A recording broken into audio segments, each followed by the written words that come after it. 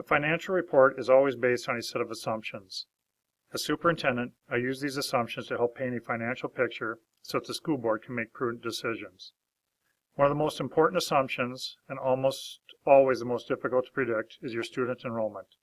School districts receive revenue from the state of Minnesota and our local operating levy based on student enrollment.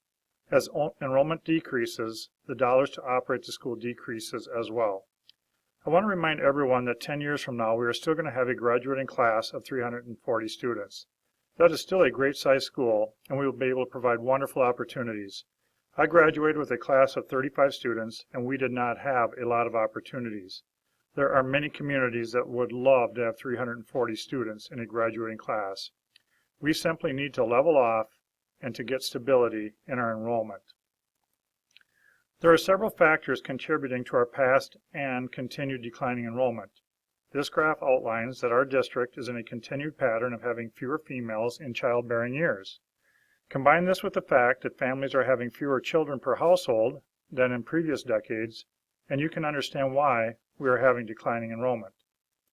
This next graph is simply another way to look at that same information on the reason why we continue to have declining enrollment. With the median age of females in the Hastings School District going to be at 41.2 years in the year 2018, it is safe to state that we are not going to have a sudden spike in student enrollment in the Hastings School District. For the upcoming school year, we are expecting to be over budget by $1.5 to $2 million. This is a projection that I go through with school board members back in November based off a lot of assumptions. At that point in time, I'm trying to make accurate, educated guesses on what increases or costs that we'll have to our upcoming budget for the fall of 2017. The school district will go through all the assumptions, and once we look on these assumptions and talk about them, we want to make sure that we do not go below our fund balance of $7 million. I often refer to the fund balance as comparable to your savings account at home. What will our teacher contract settlement be? What will the state give us? How fast are we approaching that fund balance cap? We have the levy that we need to renew in 2019. Will we be able to pass that, and will we be able to get an increase to help with our budget problem? Special ed revenue is always an educated guess as well, and we're trying to make that prediction right now as I am dictating this voiceover. In the end, the school board made the decision to cut $500,000 this spring, realizing that we'll be looking at $2 million in reductions 1 year from now.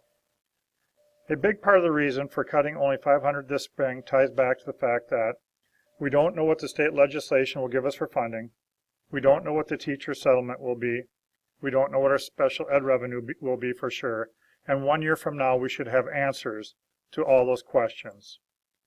Our district is fortunate that our community has passed 2 operating levies. Those levies have helped us to keep class sizes low and at the same time build up our savings account or fund balance so that we can slowly spend it down and make accurate predictions and projections. However, we are starting to get closer to that $7 million fund balance cap in our savings account. The following is a rough draft outline of what the school board will be looking to reduce from our budget at the April school board meeting. Typically, we save $41,000 when we replace a veteran teacher with a less expensive first-year teacher. However, I do know that we will not be able to replace our vocal music with a first-year teacher or our middle school counselor with a first-year counselor.